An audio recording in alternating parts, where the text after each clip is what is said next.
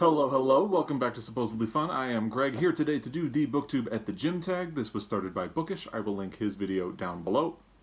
I was tagged by him and also by Sean the Bookmaniac. So what I'm getting here is that a lot of you want me to go to the gym. That is fair. I have not actually been to the gym in almost 2 months, and I'd love to get back. But anyway, we have 8 prompts to get through, so let's get started. The first one is the bench press.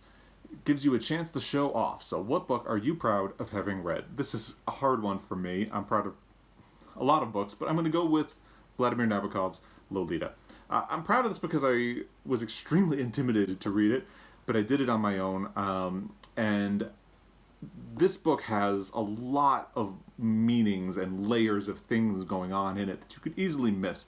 So what I did when I read this is I read it once, and then I went back. I got this annotated version of it, which has footnotes in the back for each chapter, which will tell you things that you missed and the meaning behind certain things. So after I read it through once as a novel, I went back and I did the annotated version because I wanted to pick up everything that I had missed. So the reason I'm proud is that I allowed myself to have that experience as a reader with a novel, and then I went back to do a deeper dive and really get a full read of something on my own, as if I was doing a research project. So there you go. Number 2 is leg day. Lots of people like to skip leg day. So what book, genre, or author have you skipped because you don't think you can handle it, or do you wish you had skipped? Okay, I have a couple of things here. First, poetry is probably the only genre of book that I don't really engage with at all. I feel like I have to work really hard to get anything out of it, and as such, I don't get much joy out of it. Maybe that'll change. There were other genres that I used to not dabble in at all as well, and I've gotten through them. Poetry is really the last remaining wall, so I tend to skip it, but who knows, maybe that'll change someday.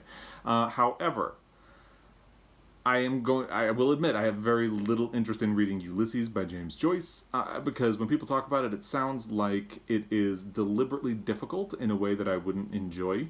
For the same reason, I have skipped Proust. Maybe someday I'll read them, maybe I'm wrong, but reading to me should be about enjoyment, and I feel like those books would be more work than I'm willing to commit to. So there you go. Number 3, crunches. We all know crunches are good for us. What's a book you read because you needed to gain a better understanding of literature, your work, history, etc.? So kind of like when I was talking about poetry, I mentioned that there were other things I used to not read that I do now read. One of them is nonfiction. I used to find nonfiction very dull, and I couldn't get into it at all. So that has changed in recent years. I've really come around. I enjoy nonfiction a lot. And part of why I find history books fascinating now is that they remind me that things have always been awful. I know that sounds like a weird thing to say, but it's tempting to look at current events and think to yourself that we've really gone down the drain, and in some ways we really have. But the reality is we haven't really gone down the drain so much as we just haven't gotten any better, which is a problem. So it reminds me to challenge myself that, it's not such a despair thing that things have gotten worse, it's just that we need to keep working harder. And I find that oddly inspiring. So reading nonfiction helps put me in touch with that. Nixon Land by Ron Perlstein is one book that really reinforced that lesson. I would not at all be surprised to learn that somebody on Donald Trump's campaign had studied this book very deeply and used it like a playbook, because the events portrayed in this book could almost just as easily be happening in the last 10 years here in America. It's an interesting book. The other one is Evicted by Matthew Desmond. That's another one that gave me an important insight into the ways in which American society is built to make it really difficult for people at the lower levels to achieve that dream of rising up in the world and improving their station. In terms of literature, I haven't read him yet, but I think John Updike is going to be someone I read to help me understand literature and the way classic literature has been defined and the ways in which the great American novel has been defined. So if you've watched my videos, you know I'm not really looking forward to reading John Updike, but I feel like it's something that I'm going to have to get through. So that's one for the future. All right, prompt number 4. The Treadmill. It's all about endurance. What's a difficult or long book that you powered through? I was really tempted to be tongue-in-cheek with this one and say A Little Life, because I hated that book, which made it very difficult to read. But why be provocative? And besides, I didn't actually finish that book, so it doesn't quite fit the prompt. Instead, let me tell you about White Noise by Don DeLillo. I aggressively hated that book, but I finished it anyway.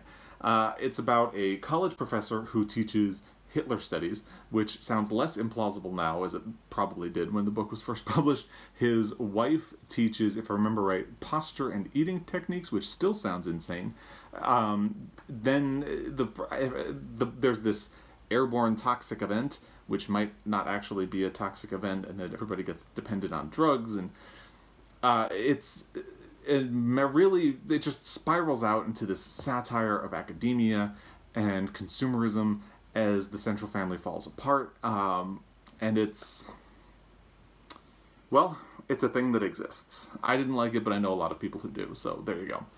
Prompt number 5, Lat Rows. This is all about feeling good about yourself. What's a book, an author, or a genre you read because it makes you feel good or brings you joy? Well, I talked about this a little bit when I did a video about being in a reading slump not too long ago, but my go-to cure is Sue Grafton.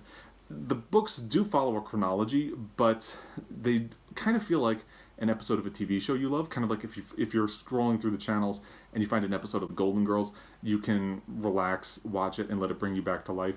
That is Sue Grafton to me.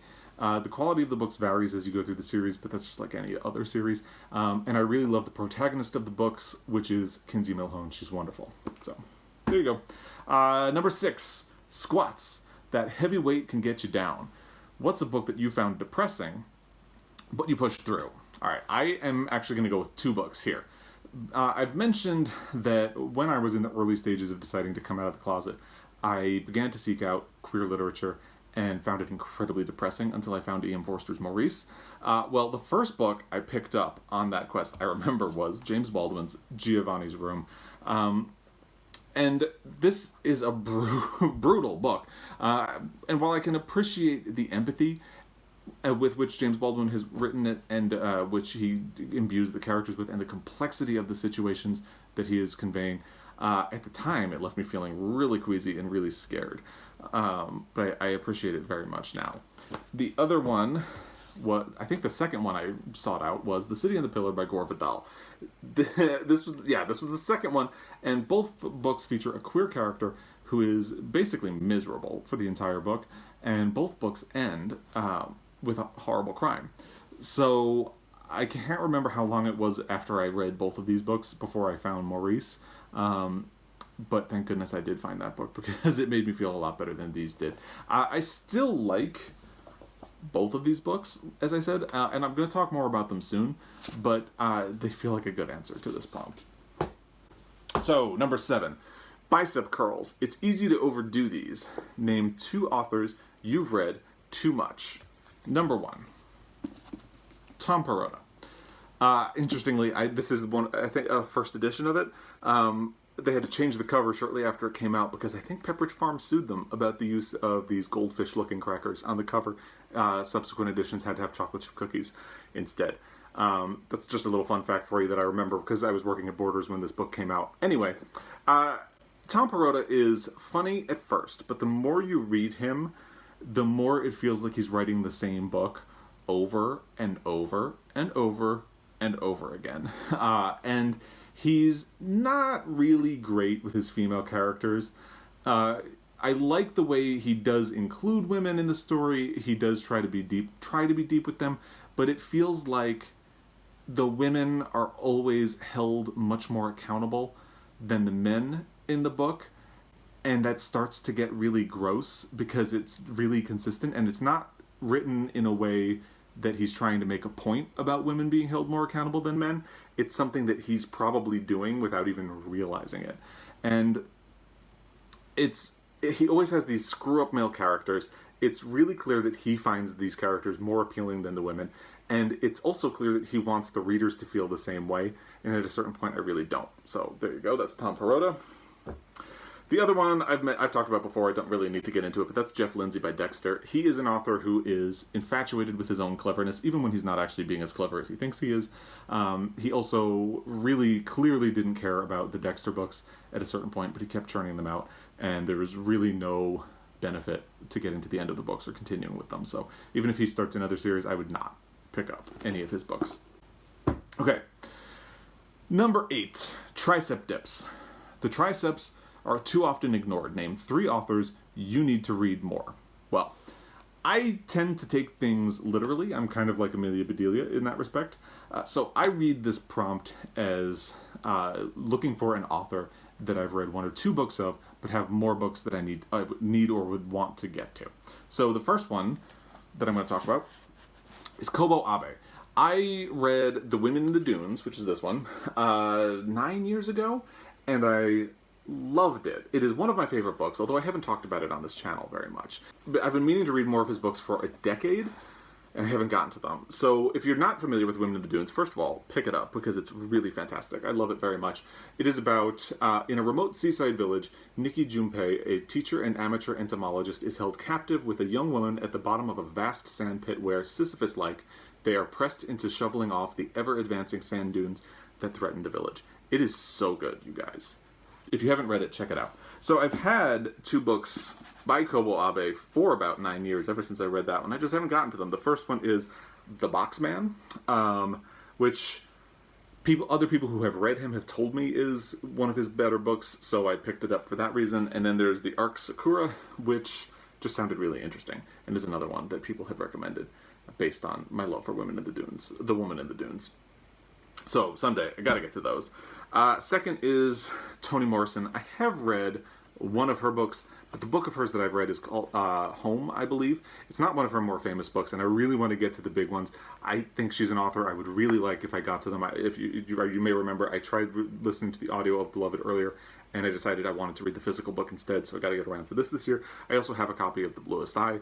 I really want to get a copy of Song of Solomon, because I've heard very good things about that. And I would like to get to all of those. And then, of course, there is Chimamanda Ngozi Adichie. I've only read Americana, and I've listened to the audio of We Should All Be Feminists earlier this year, and I really liked both of them. And I've heard really good things about her other books, which are Purple Hibiscus, Half of a Yellow Sun, and The Thing Around Your Neck. In fact, a lot of people have said that Purple Hibiscus in particular is one of their favorite books, so I should really, really get around to that one. So there you go. That is the BookTube at the Gym tag. I am not going to tag anybody. If you want to do it, please do it. I would love to see what you have to say. And thank you to Bookish and John the Book Maniac for tagging me.